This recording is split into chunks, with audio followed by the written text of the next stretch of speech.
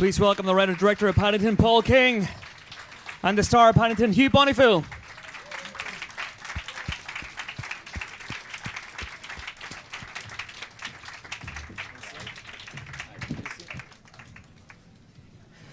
Gents, welcome. How are you? Very well, thank you. Good, good, good. The movie opens today, so when Raiders of the Lost Ark opened, George Lucas and Steven Spielberg took themselves away to a beach to avoid opening weekend. Clearly, you haven't done that. We came to the Apple Store, so you know. You came to the Apple Store. Maybe they were already slightly further advanced in their careers than I am in mine, but I think Spielberg now does his mix from the yacht. Oh, really? Which is an amazing thing. He has a hookup. That's probably on his yacht. Very secret material. You've got a canoe, haven't you? Yeah, I've got a bath. So have you popped into cinemas today to see how people are reacting to the film? No, I can't think of anything more terrifying but than going to an Odeon for an 11 o'clock, 4 people. But no, but I hope people like it. Oh, they will. They will. So let's go back to the very, very beginning. So, did you grow up with Paddington, both of you? Did you grow up in a way with these books and with this I character? did, yes, very much so. He was he was in the fabric of my childhood. The very first book I remember looking at the pictures while Mum and Dad, read the stories to me, and then he was part of my the first reading that I was able to do for myself. So it's very important, yeah. Yeah, well, I sort of knew the stop frame animations was what I encountered first, which were really beautiful and really stayed with me and funny and sweet. And then I discovered the books later. Mm-hmm. But the character really stayed with me much more than other things from that time, I think. So, yeah, it was good. It was great when I heard they were making the film, or that David Heyman, our producer, had got the rights to make the film, because it felt like Paddington's, I don't know, somehow as a character he's got some sort of depth and a bit of story and a bit more kind of scale to his narrative than some of those sort of beloved children's icons. So I sort of thought, I could see how there could be a film in there in a way that there might not be in some other things. So you pursued it, and this is what, 5 years ago when you first became involved with the film? Yeah, I think it's nearly 6. Nearly 6, now, which is too long to make a film, but it just takes a long time to get the script right. And one of the things that David said, because he'd made all the Harry Potter films and Gravity and has no real career pressure, I think he's pretty much fine. And so sort of he on day one just sort of said, well, we'll write a script, and if it's right, then we'll try to make the film. But there was no sort of sense of an end product that had to be got to a market by a certain amount of time. Yeah. There was just no pressure to do that. So in a way, the work expands to fill the time available. But also, you are sort of trying to do something with a character that people hold dear from their childhoods and sort of have strong feelings about, and that we really wanted to do something good with. And we wanted Michael Bond, who wrote the books, to be proud of, and we wanted to get the right cast, and we took our time, and it was a great lesson in how to make a film. Absolutely. And speaking of right cast, Mr. Bonneville here, you play Mr. Brown. Can you tell us about Mr. Brown? Well, Mr. Brown is what can only be described as risk-averse. When we first meet him, his role in life is, I think in the original stories he's described as someone who works in the city, but it's not actually specified. So Paul had come up with this idea of him being very, very risk-averse and in fact reluctant to look after this bear, contrary to the label that's around Paddington's neck. And so in a way, he goes on quite a big journey in character terms, which isn't there in the original story. In the original story, the Browns just accept the bear very willingly, whereas in terms of a sort of 90-minute feature, you want to have a bit more of an arc. So he goes from being, if not curmudgeonly, then certainly cautious and sceptical to a bit of a... He releases his inner bear by the end. No spoilers, but yeah, that's what happens. How did you become involved, and at what point did you become involved? It was about 2 years ago, I think. It was a spring... about roughly 2 years ago. And it all looked doom and gloom because I was involved in Downton Abbey, and I think you were quite ready to you'd been waiting 4 years by that stage, and wanted to get on with it. But there was a sort of nice compromise in the end. You went and shot in Costa Rica, and then things paused for a while until I'd finished Downton, and then we were able to kick off. Oh wow, fantastic! So was it the role itself that appealed, or was it the fact that it was Paddington, this thing that you grew up with? Well, I think 3 elements. The name Paddington, the name David Heyman, and then Paul's script. They all sort of converged, and then I remember sitting outside David's office the first time we met, and I realised that the real Paddington bear was sitting next to me. You're so bored of that comment, aren't you? I can only interpret it as a comment about my weight. We have nothing else in common. No, I defy that because, and this is a sort of note for all film directors, you know, on any film set there are 100 catastrophes every day just lurking around the corner, and they faced us, and Paul in particular, on this project, and each time he was able to reset the dial to positive, just like Paddington does, and that's a rare and enviable quality. Or cause an endless series of catastrophes. One way or the other. Is it difficult to keep your head when catastrophes are happening on set? How do you manage it? I don't. You just panic and freak out. It's a very odd, very stressful experience because you've got this big sort of machine to make a big film with a very large budget by anything I'm used to, and but it's like being on a clock. It's like an episode of 24. You know, every hour there are 4 or 5 things that you just have to hit, otherwise the bomb's going to go off and you're not going to complete the day and the scene's not going to be the thing, and so it's relentlessly stressful, but we just about managed to get through it. And then the bits that I'd messed up, fortunately, the very generous people at Studio Canal let me film some extra bits at the end to make up for my incompetence the first time around. So I've heard this comparison, you and Paddington, before, not just from you, but I don't see a red hat, a blue duffel coat, or a predilection for marmalade, unless you do have one and you're hiding from us. Very hairy. Very, very hairy. Can you yourself comment on this? Do you see where this is coming from, why people compare you to a bear that's 3 foot 6 inches tall? I really think it's just food. It's food related. If there's a plate of sandwiches, mother didn't raise a lever, so I have to clean it. It's terrible. If I'm ever in having dinner with my wife, even at home, and there's stuff left on the plate, I literally can't help myself, even cold chips. So I think it's really sort of just compulsive eating. But, you know, I hope I've got some of his finer qualities too. Yeah. But I can't think what they might be. Hugh, I want to dig into this a little bit deeper now. So yeah, let's go right into let's it. Forget the Pauls here. What's Paddington-esque about him?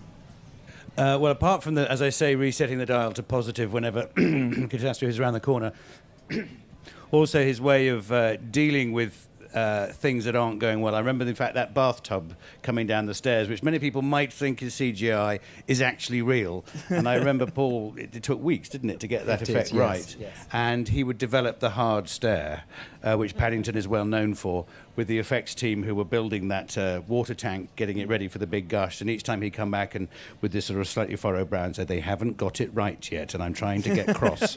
And I'm going to have to get cross, and it doesn't suit me. But we got there in the end. We did. Did he not recruit you? Do you have a hard stare? I've been practicing it. That was the weird thing, actually, in the movie, because... You've got a cuddly stare, and that's it. No, but when there's a little bit in the film where Paddington does reveal to me his hard stare, and, of course, the bear wasn't there on that day, and so Paul did it instead. And so seeing it for real when the bear finally showed me on the screen was quite revealing. It was very like Paul doing it. Oh, really? I can't imagine you, Paul, having a hard stare. No. And you're not ever going to be able to imagine that. I was trying to subtly tee it up. I know, there, but you were fine with it. The subliminal work there was extraordinary. Okay. Just going back to the story of the film, how closely does it cleave to the books? Pretty well, I think, given the books are, after the first 4 or 5 chapters, essentially a series of short stories. So while we sort of cheerfully raid them, there's not like long movie-sized narratives in there, but what we use is the first 4 or 5 chapters. I'm going to get my numbers wrong here now, but which really we meet Paddington at Paddington Station. There's the scene in the tea room. The Browns take him home in a taxi. He goes and has a bath. He goes on the Underground the next day, and they're sort of probably the most sort of famous Paddington set pieces. Certainly they're the ones I remembered from the animations, and it's the only real bit of continuous narrative in the books. And then there's a kind of sentence at the start of the 5th chapter which says words to the effect of, within a few weeks Paddington was quite at home in the Brown household. And I thought, oh, well, there's space there for a story, because he started as this sort of slightly scruffy, urchiny, wild animal that's been invited into a household who are very kind to him, but sort of a little reluctant and a little sort of taken aback by who he is. And I thought, oh, well, how do you go from outsider to insider? And for me, I was thinking about one of my all-time favourite films, The Kid, the Charlie Chaplin film, and how he is such a great character. Both are great characters, but Charlie Chaplin's character is the little tramp who finds an orphan baby and absolutely doesn't want to take him in, thinks about putting him down the drain, tries to palm him off on anyone else. It's really funny and silly, and then slowly by the end of the film he's totally fallen in love with this character, and you just can't watch that film without laughing a lot and bursting into tears, or at least I can't. And I thought, well, there's a great journey there for Hugh's character, and I knew Hugh's work, not just Downton but all of his comedy work, which is so utterly brilliant. And I thought he's become very famous for the non-comedy work, but it'd be lovely to see a role where you could combine all the different aspects of your character and of your skill set. And we really built the journey of the film around Hugh, because he's sort of a character who changes, but he's also sort of an innocent. He's not going on a great big Hollywood journey. He's really a character who changes the people around him. He's much more that sort of a figure. Fantastic. We do have a clip now. It's the, as you mentioned, a scene at Paddington where the Browns meet Paddington for the first time. Let's take a look.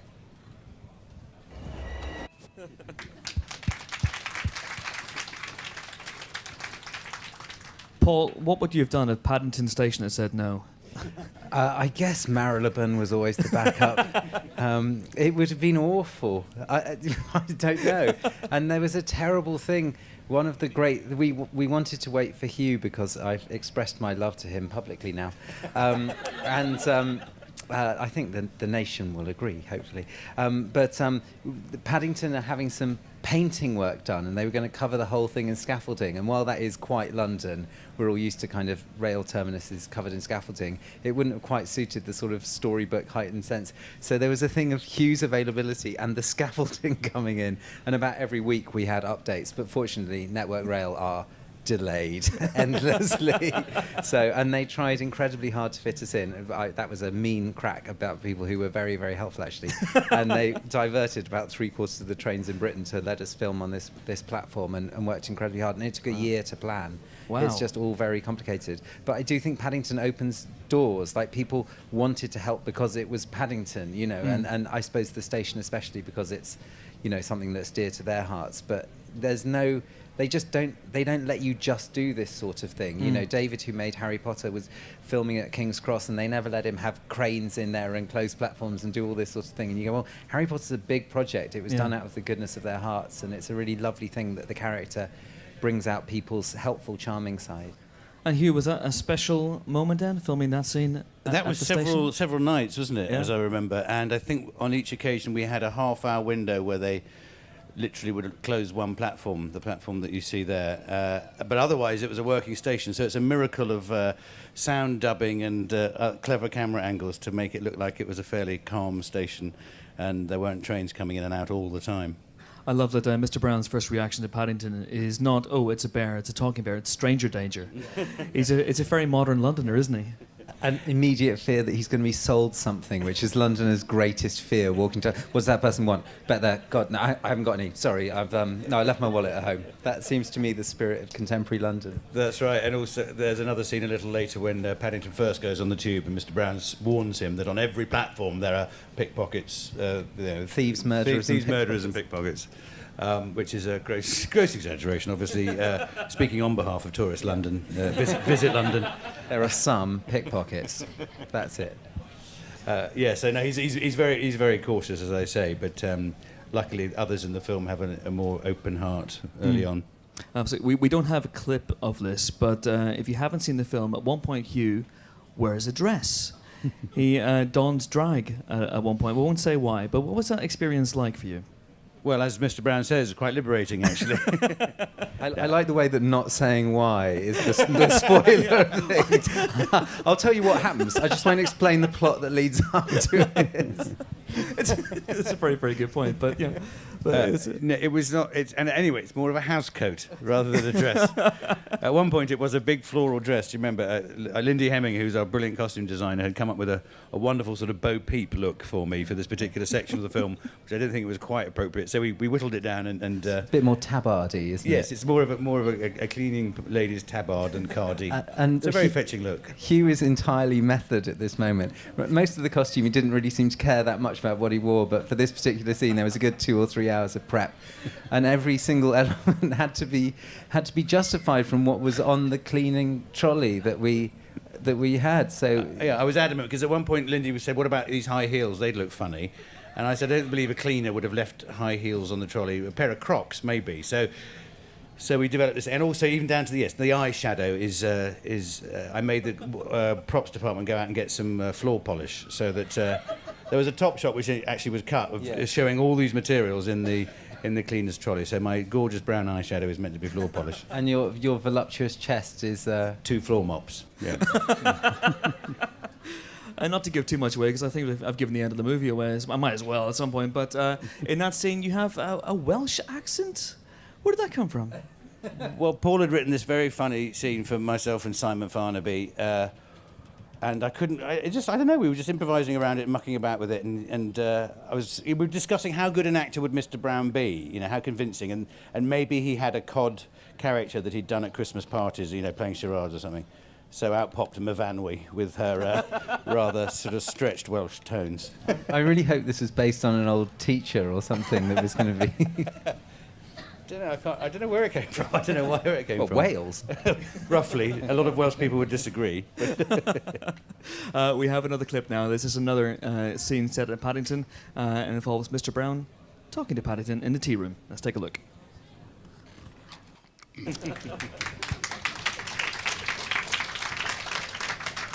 Hugh, when the late great Bob Hoskins was making Who Framed Roger Rabbit, it was a very different technique back then, of course, I guess. But he used to complain that he went home on the weekends and started hallucinating. He started seeing weasels and rabbits everywhere he went. Did you take Paddington home with you, literally, at times?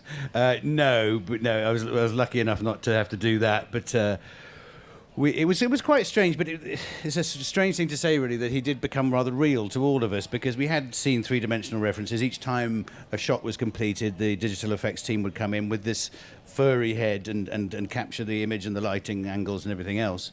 And also, like in that scene particularly, we had Gus Brown providing a sort of vocal reference off camera, and also Javier Marzan, who sort of with Paul particularly. I mean, they did it separately, but improvised the sort of scrapes that Paddington gets into. Okay. So he'd be squashed into the chair opposite me. So you never had that eye line problem where you're looking here and Paddington's there? Well, also we had a stick that was the right height, and we had Lauren who would wear Paddington's hat and walk through shots with us. So we had a combination of methods of making the bear as real as possible, even though it wasn't there at all. I actually wanted to... Do you mind if I interrupt? I wanted to ask you something. The inspiration for the tea room, I mean, that tea room isn't at Paddington Station, it's a completely sort of invented one, but was that sort of brief encounter-ish and that sort of thing? I think that's what buffets legally have to look like. Otherwise, the BBFC would probably ban the film, I would imagine, if that was... I don't know, it's described as a buffet in the book, and you don't really sort of have buffets anymore, but I suppose we were trying to make a London that felt... The books are always sort of set in the year they're written, but there's a sort of timeless, sort of slight old-fashionedness about it, and I suppose I thought that just having it in a Starbucks or something would be, I don't know, I just wouldn't feel right. It didn't feel like the sort of London we wanted to set the film in, so we made a lovely tea room. So you spent 5 years on it. You went through many iterations of the script. At any point, did you set it in the 50s or 60s in the era when it was first created? No. I think we were different. We were different sort of levels of timelessness, I suppose. At one, we sort of. I sort of started out wanting to be quite rigid and really wanting it to be able to be, like, appear to be contemporary, but everything in it be completely believable for audiences who'd read it in 1958. So because there's so much retro, sort of people, half the people you see in London look like they're from the 50s anyway, and sort of, so all the sort of Cath Kidston stuff, I suppose, and the kind of hipster facial hairstyling and stuff. So it's quite a 50s-y retro time we're living in. So it sort of felt like that'd be possible, but then I felt like I just wanted to open it up a bit and be able to have some tower blocks and some, I sort of started falling in love with other bits and pieces and really wanted to have Trellick Tower in it, for example, and it just ended up a little bit more heightened storybook London. I suppose I was looking at that book that I'm going to get his name wrong, but the Hungarian artist who wrote This Is London, you know, that sort of book, which is sort of Victorian but sort of 50s and sort of contemporary, and it felt like, I think London's quite robust and quite a sort of time travel-y city anyway, so it can take that kind of treatment. I did this a lot, but it doesn't really convey much, did it? It's all good. Because the movie is, in many ways, it's a love letter to London, to this idea of this cultural melting pot where anybody can fit in. I thought it was like a Dear John. Yeah, a little bit. No, well, I think I'm not from London, and a lot of Londoners aren't from London, and I think in common with, I'm sure, many big cities, it's a place where you can come from almost anywhere around Britain or around the world, but very quickly become a Londoner, and it's a nice thing to be, which is non-nation specific. So Paddington feels like one of our great Londoners, but of course he's from the depths of the Amazon rainforest, and I think that's what's rather lovely about it, in the sense that Clive James said something many years ago which stayed with me in his Postcard from London. He did that series where he goes, you walk down Oxford Street and everyone's a weirdo, and that's what's nice about it, that if you're normal, you stick out like a sore thumb. It's a kind of city full of eccentrics, and that's what I sort of think London can be, and it's a rather lovely thing to capture on film, or try to. It's a lovely film. I mean, Hugh, did that appeal to you as well? That sort of sense of it being a love letter to a city, it being about more than just a bear that comes looking for a home. Absolutely, and you think back to when Michael Bond first created the character, you know, only a decade or so after the, a little bit more than that, after the evacuees were on the platforms of stations all over Britain with their gas masks and as it were, their labels saying, please look after me. The Windrush immigrants settling in that part of London for the first time. And Mr. Gruber himself talking about how he'd travelled across Europe to escape from troubles in his country. So you've got this sense of people being not in their natural environment, having to move, having to establish new routes and find new homes. And that's really the heart of what Paddington is about, is looking for acceptance. We have time for one last clip now, and then we'll take some questions from you guys. This is quite a long one, but at this point, Paddington's been brought back to the Browns' home, and he goes to the bathroom. Havoc ensues. Not a spoiler. Let's take a look.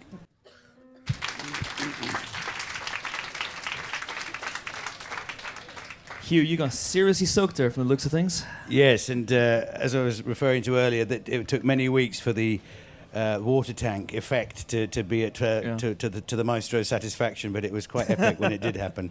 It is fantastic. If you have any questions for Paul and Hugh, please put your hands up.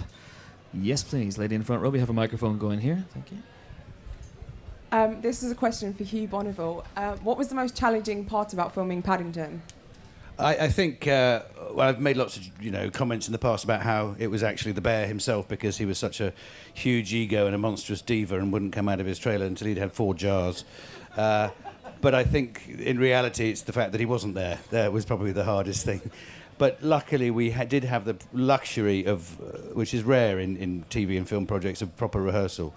And Paul was it was just a very exciting period, because Paul is not overly precious about his material. He knows what he wants to achieve, but also invites collaboration from all the departments.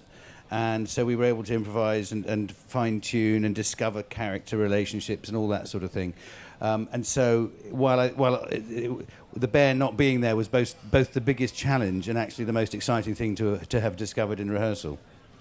In fact, Paul told me in a previous interview that your work and your improvisation with Sally Hawkins really changed and affected the way that Mr. and Mrs. Brown behaved in the film. It did, because we went down a few blind alleys, because Paul quite rightly had said it would be more interesting if there was a sense of fracture in their relationship, even if they're not aware of it at the beginning of the story, so that there is a trajectory through the story, and the presence of the bear finally brings this family into a harmony that they perhaps weren't in at the beginning. It makes it more interesting. So we, of course, went down the sort of Wars of the Roses route and started doing these vicious improvisations where we slagged each other off and all that. And Paul kept saying, that's not quite what I meant. What I meant was, and we went round and round the houses, me and Sally going, but we're arguing, we're having a fractured relationship. That's what you asked for. And then actually he gave us a really simple and sweet idea. He said, watch, what's it called? Manhattan Murder Mystery, the Woody Allen film. And so Sally and I both went and watched that one weekend and came back, and actually it's all about, it's all about tone, and that's why I think Paul's captured so wonderfully, is tone. And so when you see that movie, you see that this is a couple who, perfectly adore each other. They're just on slightly different tracks. They're not throwing axes at each other. And that was a really good way in. And so then we were able to find a way of working on the relationship that was endearing but sort of slightly off kilter. And then ultimately that's what Paddington finds a way of solving. Fantastic. Any questions now for Paul or Hugh? Or Paul and Hugh? Or Hugh and Paul? Yeah, anything? Yes, please, right here. Paul, a lot of your previous work has been sort of much more surreal and adult orientated in terms of humour. So how was it to work on something much more sort of for the family? How did that differ for you? Well, I think I've done quite a lot of talking animals in my limited career, but I made a TV show called The Mighty Boosh, which I guess is what you're referring to, which is very...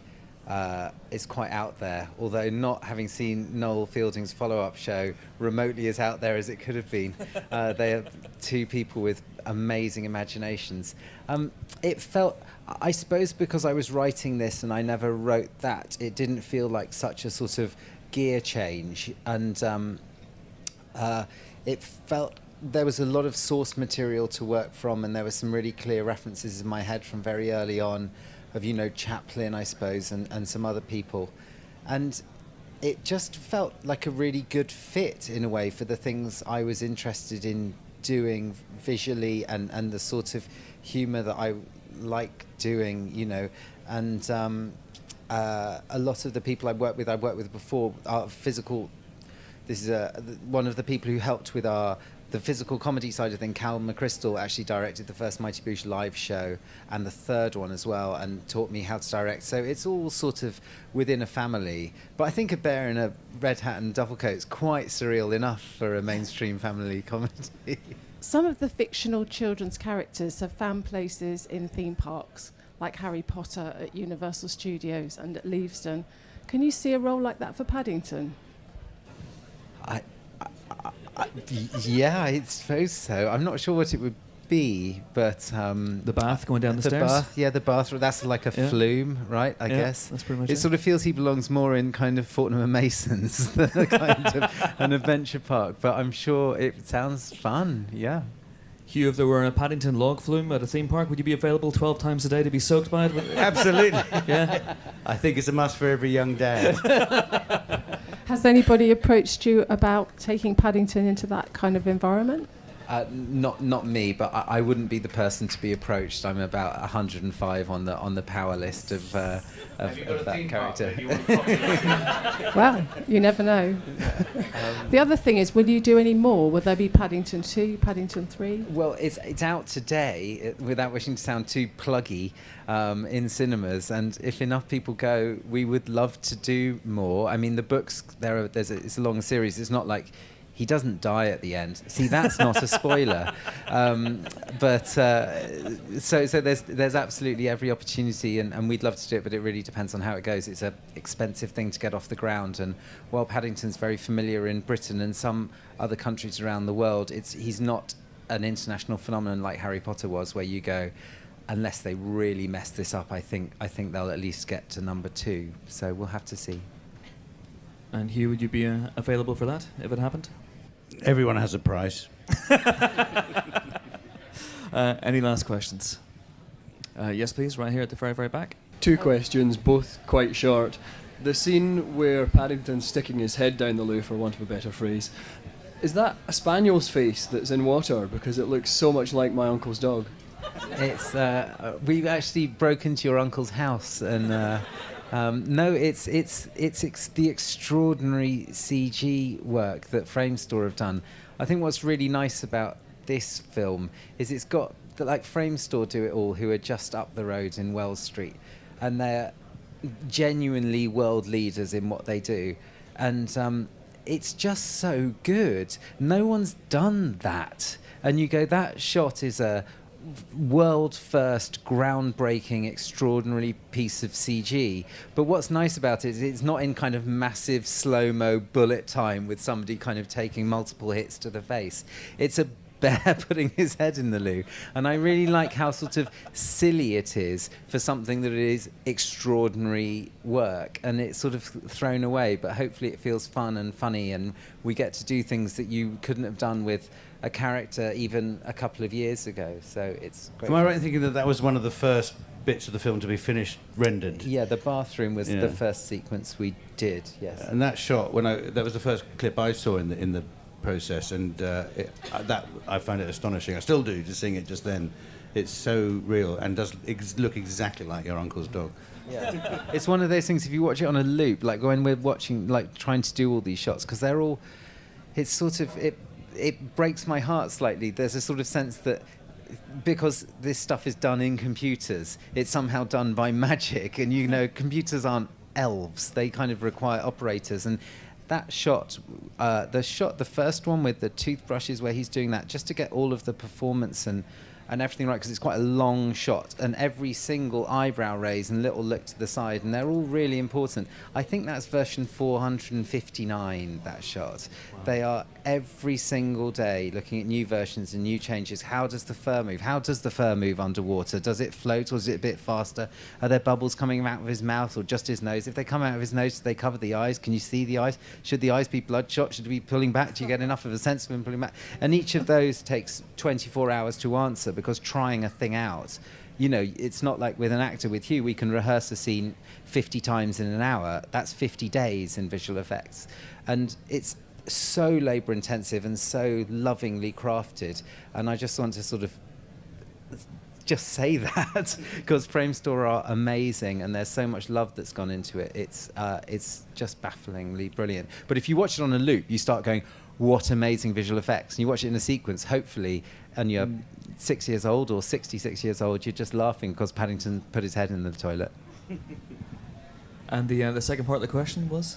Before I go on, I just say you did really well making it look like my uncle's house when he opened the door and all the water flooded out. It's quite a familiar setting. But the second question was, where can I pick up one of those dashing red hats before it ends up in Shoreditch High Street?